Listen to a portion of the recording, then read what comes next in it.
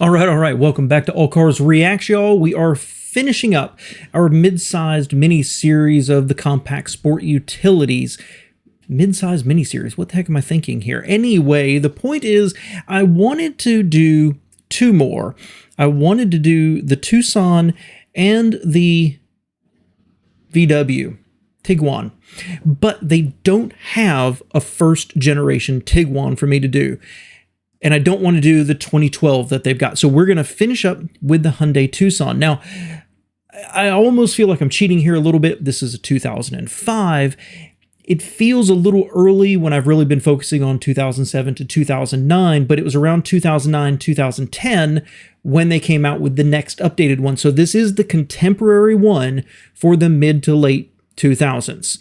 I'm not expecting much here. So let's make ourselves comfortable. You and I are old friends just chatting, and it's a beautiful afternoon. Grab your beverage of choice. I have some half-calf for the afternoon as a little pick-me-up. And let's see what Motorweek said about 2005 Hyundai. After some rough early years, Hyundai has turned into a true Cinderella story. While this Korean importer has always offered high content and high value, they've now added high quality and highly respected warranty protection. Americans just can't get enough Hyundai products. So as soon as they announced the new Tucson compact SUV, the lines began to form. But we don't think you can tell much about a vehicle standing still.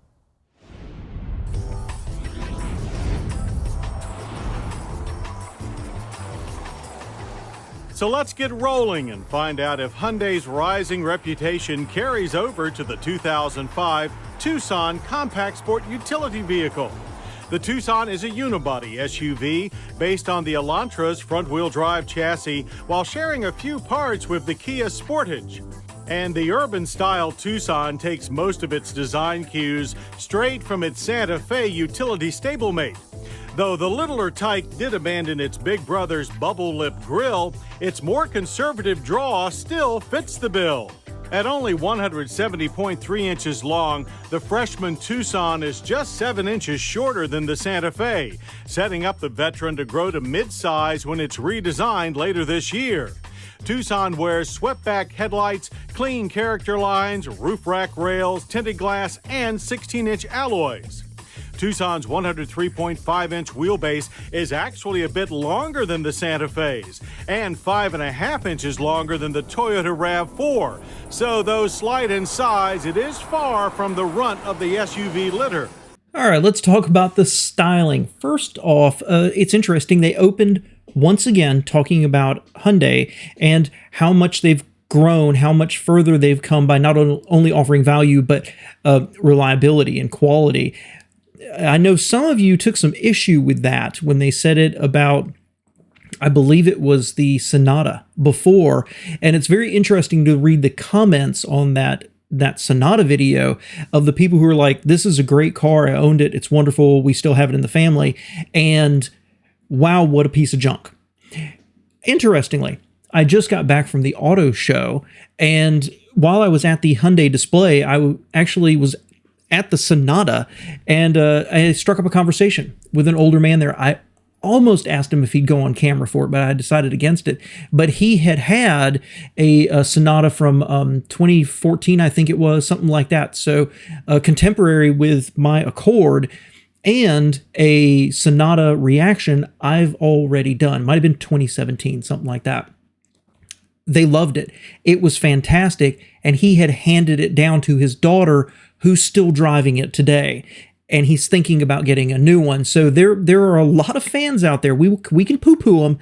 There's a lot of fans out there for Hyundai, and I do agree they're a Cinderella story. I will not back down from the changes in Hyundai and Kia and the generational leaps forward they make in quality and design.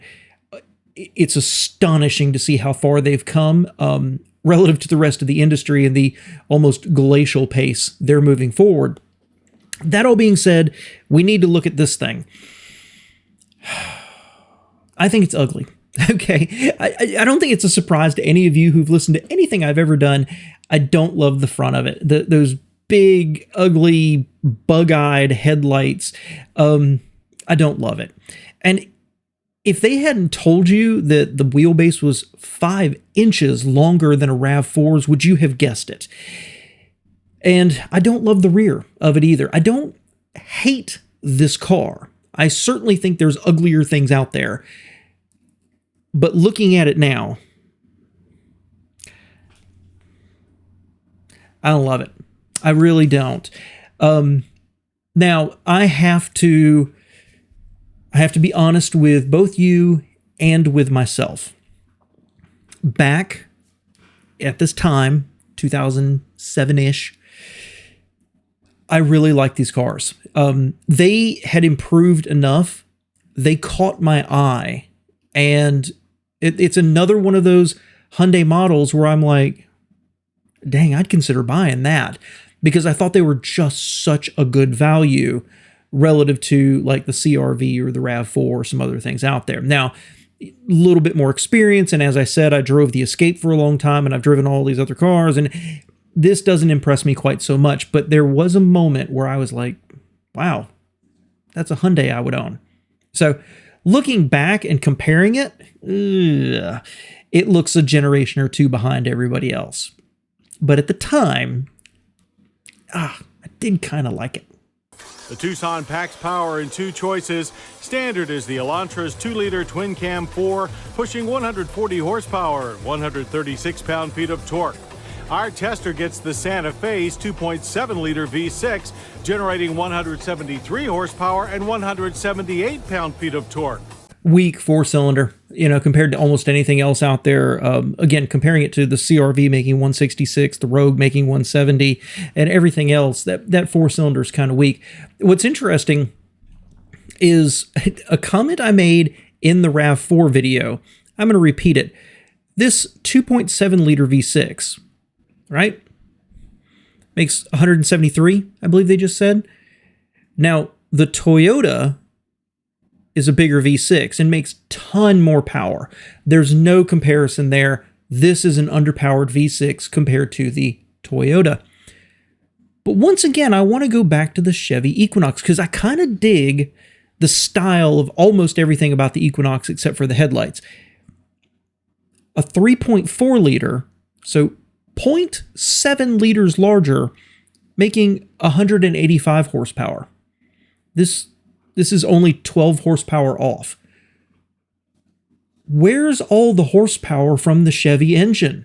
That's the question I've come around to, is what the heck?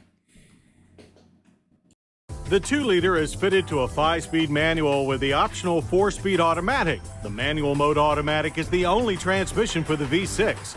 Both engines can be configured for front or all-wheel drive. And worth pointing out there, like the RAV4, they were ever so slightly critical of the 4-cylinder on the RAV4 automatic being a 4-speed, while the V6 gets a 5-speed. But here you've got Hyundai.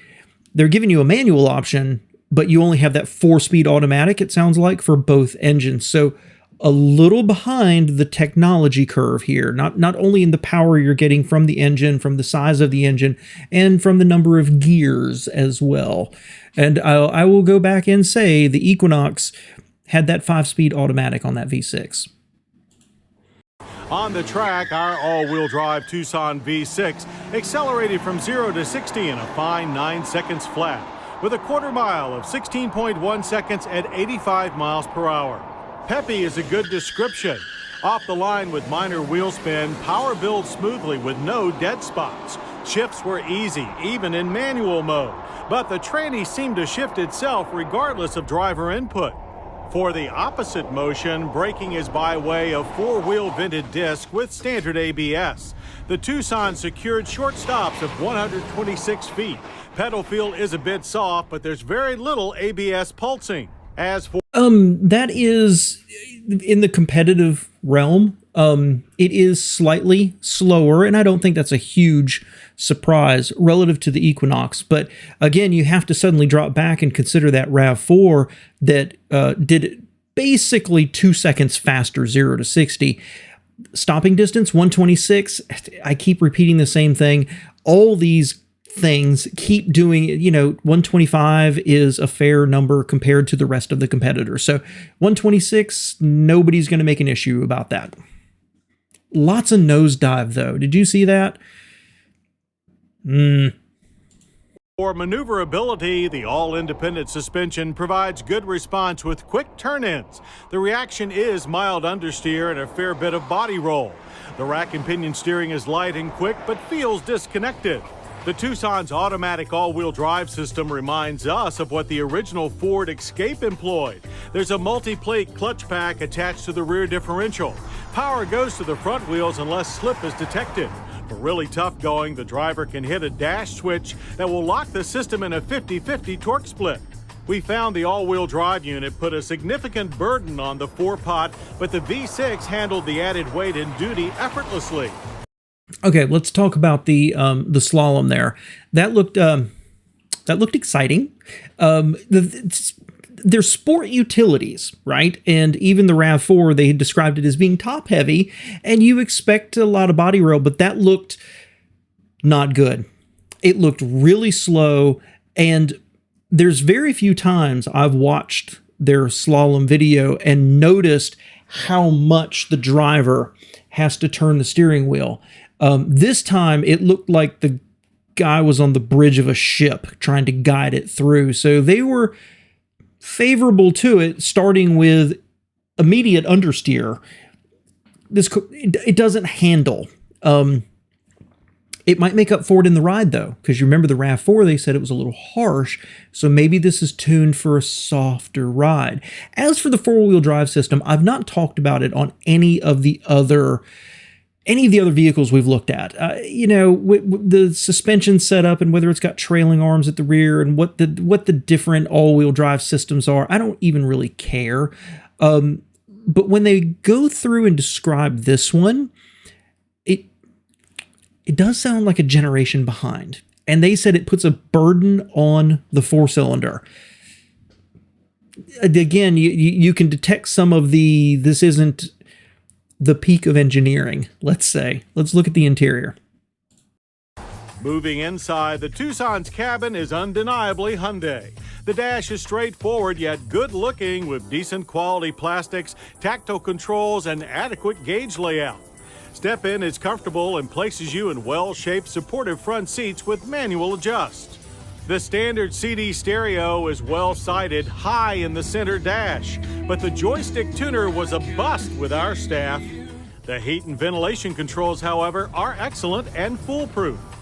The three-person 60-40 split rear seat is really only adequate for two adults, and when filled, cargo space is 22.7 cubic feet. Once folded, cargo room increases to 65.5, which is at the small end of its class. But occupant safety features easily outclass most rivals.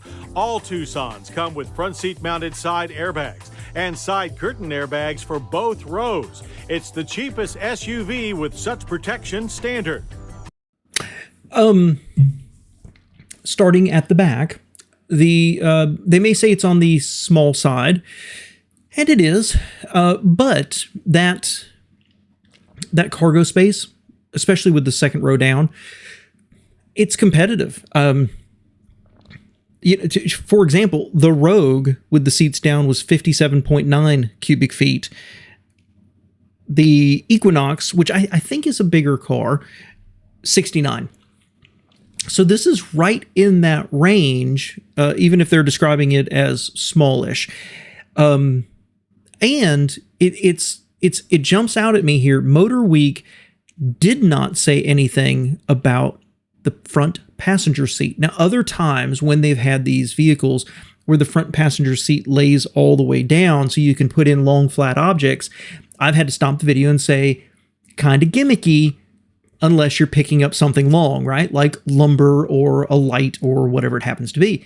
But here, they just didn't even mention it. They show it. And I'm detecting a tiny bias right here. Just a little bit. The rest of the interior, the back seat looked a little small. Up front, I like it. And I think it's handsome. I think it's relatively simple. I do think it's a little sparse, especially it's hard to figure out what to do in front of a passenger, right? But it looks like they ran out of ideas. If you like, they designed 2/3 of a dash and went, it's good enough. But overall, I think this is a perfectly fine looking, designed, clear gauges, clear everything else. It's fine. And I do admit I might be slightly biased here because it's such a beige dash and it makes everything feel so much lighter and brighter inside the car for me. Whereas so many others that maybe they use better quality plastics, but we're not touching it right now. And maybe it's designed a little bit better, but it's all black. And this speaks to me a little bit more. This is the kind of interior I would want to spend some time in.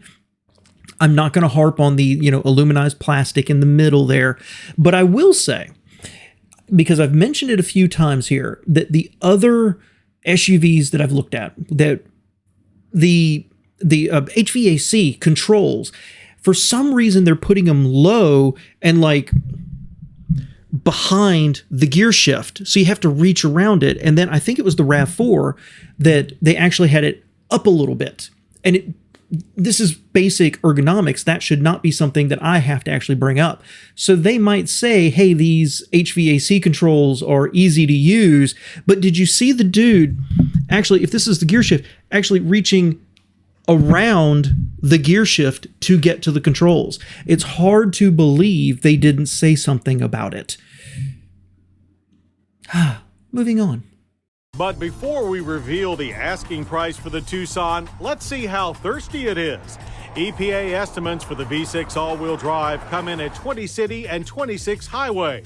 In mixed driving, our 2.7-liter gave up a disappointing 18 miles per gallon. But the Tucson is still a bargain. Wow. So I believe I've said this about one other Hyundai product. They are striving upwards to become competitive. They're increasing their sales. They're becoming one of the big names that people mention when they say Honda and Toyota or Chevy. And then you dig into some of the finer parts. And the EPA ratings are very competitive with anything else out there. I was surprised. But a real world 18, if I remember correctly, the RAV4 got 28. I could be a little wrong here, but other things we've looked at, V6, 23, 4-cylinder, 25, 26, something like that. 18, that's really poor. And just tells me their engineering and their efficiency is just a little bit behind. And I will say, it's one of my knocks against Hyundai and Genesis products now, that if you look at Genesis, people love to talk about how beautiful the cars are, the styling, the interior, it's rich, it feels better than a Mercedes, but they create the power and the handling and da-da-da. And then you look at the gas mileage, and it's not always there. Sometimes it is, sometimes it's not. And it tells me their emphasis has not been on finding that last tiny bit of efficiency out of everything. Something that maybe the larger, more established manufacturers that have been in business for 100 years have gotten good at. I will stop ranting now. Liter Tucson GL manual begins at $18,094. Add all-wheel drive and a V6, and GLS trim goes for $22,094. The top of the line is the LX all-wheel drive V6, and it begins at $23,344. As we've come to expect from Hyundai, those are very competitive prices, even before you factor in Hyundai's extensive warranty package with its 5-year, 60,000-mile whole car warranty and 10-year, 100,000-mile powertrain protection. So Hyundai has figured out how to make way for one more addition to the crowded compact SUV segment. The new Tucson is a perfect match for consumers seeking affordable utility, impressive content, and quality in an easy-to-park package. It should be a hit. I can't figure out if they are being overly optimistic or overly critical at the same time. That one felt really weird to me. I don't know about you. But let's talk about the car. recognizing that back in the day, I looked at this and was like, dang, I would like one of those. I thought the interior was nice, and I thought the exterior was on the distinctive side. Maybe that's the way to put it. And it's hard to argue with those prices. When a top-of-the-line CRV starts at 26, just as an example, a top-of-the-line Rogue, but that's only a 4-cylinder. It starts at 23. So a top-of-the-line here, V6 with all-wheel drive for 23 and some change, and there's going to be discounts. That's kind of great. And it starts at 18, where everything else starts at 20 or 21. It's a bargain. It really, really is.